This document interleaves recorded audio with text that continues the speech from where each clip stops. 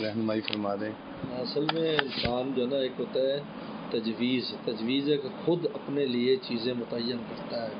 یہ کام ایسے ہونا چاہیے، یہ کام ایسے ہونا چاہیے، یہ کام ایسے ہونا چاہیے. جب کام نہیں ویسے ہوتا تو ٹینشن ہوتی ہے، پھر انسان کو ہارٹ اٹیک بھی ہو جاتا ہے اور اللہ کی ناراضگی میں مرتا ہے. ایک ہوتا ہے تفویض اپنے معاملات اللہ کے حوالے کرتے ہیں تو اللہ تعالیٰ ہمیشہ خیر ہی کریں گے.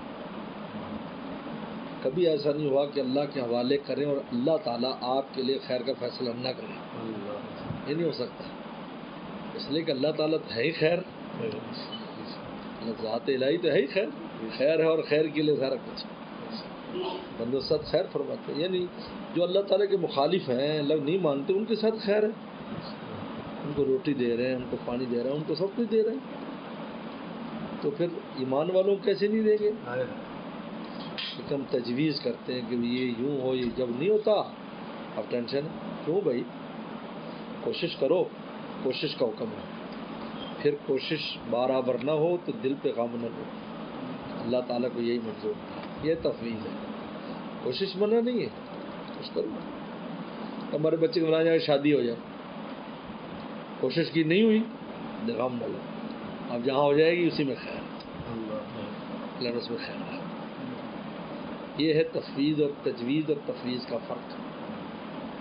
تو تجویز پر زندگی گزارنا اپنے آپ کو مشکل میں ڈالنا ہے، کیونکہ یہاں کسی کی مرضی نہیں چلنے والی، یہاں تو اللہ کی مرضی چلتی ہے، اور پہلے سے اللہ نے رستے متعین کیے، پہلے سے متعین، اسی پر اس کو چلے گا. ہاں آخرت کے معاملات میں ہماری محنت ہے، اس لیے کہ من اراد الاخرہ وسعی سعیہ، آخرت کی کوشش بھی کرے، کان سعی مشکورہ، اللہ فرماتا ہم شکریہ کے ساتھ اس کو اجر بھی دیں. اللہ ان دنیا کے معاملات میں طے شدہ معاملات، کوشش کرو. ہمیں کوشش کرنے کا ہمارا معاملہ کہاں رکھا ہے، پہلے متعین، پھر یہ رزق ہے آپ کا، اب ہم نے ڈھونڈنا ہے، اب ڈھونڈنے کا موقع ہے. وابتغوا من فضل، وابتغوا تلاش کرو میرے فضل، اللہ کا فضل، یعنی فضل مراد ہے کہ انہوں نے تمہاری محنت پر نہیں اپنے طور پر دیا ہوا ہے، بس تلاش کرنا، جا کے اٹھانا ہے تمہیں. وابتغوا من فضل اللہ، جیسے کسی اسٹور میں پتہ ہے فلاں چیز رکھی تو ہے، پتہ نہیں ہے کہاں، تو تلاش کرتے نا، لیکن یقین ہوتا ہے کہ وہاں ہے، اسی میں نے خود رکھی، لیکن وہ کس کونے میں، کس الماری میں، تلاش کرو گے تو مل جائے گی. تو اللہ نے ہر چیز متعین کر دی، ہمیں صرف تلاش کا حکم ہے.